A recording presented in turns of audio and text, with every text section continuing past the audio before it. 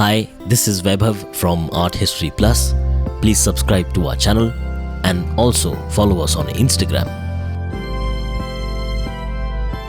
If this were a film, this scene would be the start of the climax. But this story is considered real in India, a historic moment. All you Game of Thrones fans, listen up. You'll like this. Lord Rama is always seen as the ideal man. Then why is he in his angry young man avatar here? Rama, angry. It's pretty strange for those who know him. He's all set to cross the ocean to get his wife back, but he has to win a war first and come back alive with her. All these decisions are being made in this very frame. Is this the same Ram from the epic Ramayana? I mean, who knows how photogenic he was or painterly the moment was. And that's precisely what makes artists like S.M. Pandit's visions so valuable. He drew this man and made him alive for us.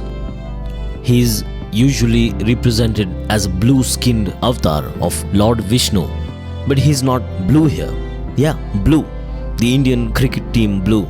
Yeah, but that's another story. He's shown as a human here, but also, he's Maryada Purushottam. Perfect.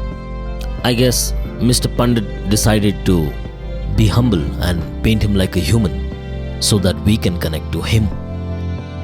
Drawn here with six-pack abs is a Renaissance figure, a story of a banished king, Ram. He went to reside in a jungle for 14 years, as per his own father's wish, Emperor Dashrath. I know what you're thinking. Sad story, full of drama. But I would suggest you to read the book yourself. Form your own opinion. I think you'll like it. But he didn't go alone. Don't worry. His wife and brother tagged along. Family. The artist has very intelligently painted this pro-war gesture and yet managed to maintain the spiritual side of Shri Ram. Let's examine the composition of this image. Ram is standing on the left. The layout of the painting forces you, the viewer, to look into the future with Ram. Both you and Ram are looking at the same sea, getting anxious. Maybe that's just me, because he looks confident. Look at his face, his posture. He's standing like a leader. He's aggressive, but his face is calm and focused. I mean, look at his body language. He's ready to attack. I can't think of any other image of Shri Ram that has been represented so aggressively. He's usually pretty calm. That's why people like him. And also, he doesn't look alone. Someone's with him out there, just out of the frame. The artist intentionally kept him alone because it's his wife and his decision to make.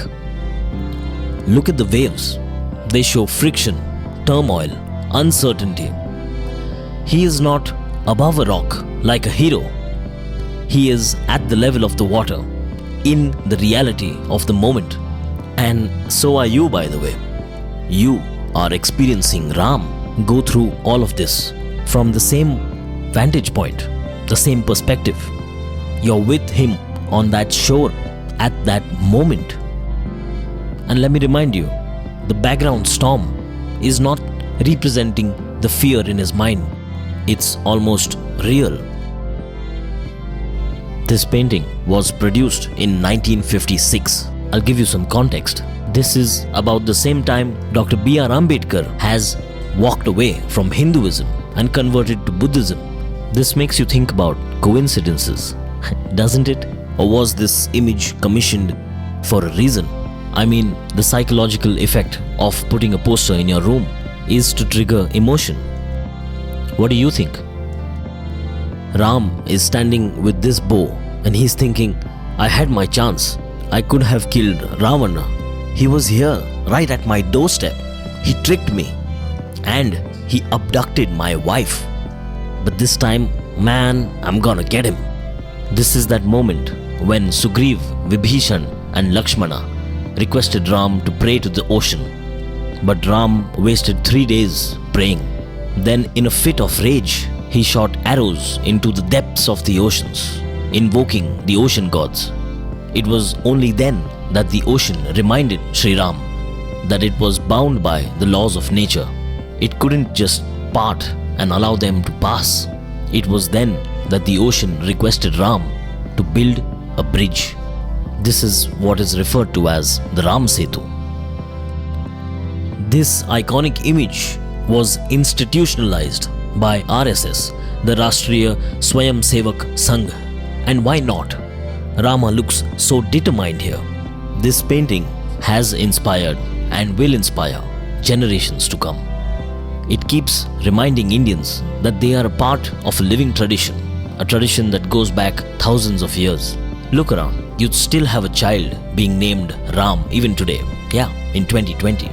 This painting has been copied by multiple artists. It has been re-edited and literally remixed in various mediums. But this will always be the original, the first. And that's why we are discussing this. Just in case in the near future people forget what started it all. Let's get back to the image. Do you notice how aggressive the sea is? The drapery and garland are floating in the air. It's a storm indeed. Ram is standing at a point where the Arabian Sea, the Bay of Bengal and the Indian Ocean meet. Look at the strokes, the force, the energy which brings waves alive. S.M. Pandit has painted Shri Rama as either a man from an upper caste Brahmin family or either as a very educated Kshatriya who has read the Vedas. The reason I'm saying this is because this is an image that represents Rama wearing the sacred thread, the Janayu. We researched this subject quite a lot but found no definitive answer. If you know the answer, please let us know in the comment section below. Also, his hair is blonde. I don't know why. It should be black, don't you think? I mean, he's from Uttar Pradesh, India, right? Mr. Pandit used simple poster paints to paint. Yeah, simple watercolors. Usually, unlike other artists who were painting in oils and acrylic. And maybe that's why he was called a calendar artist. Well, it takes a poster boy of Indian art to paint the poster boy of Hinduism, I guess. This really is epic. Please subscribe to Art History Plus if you like this video. Also, please comment if you have additional or updated information on this subject. Thank you.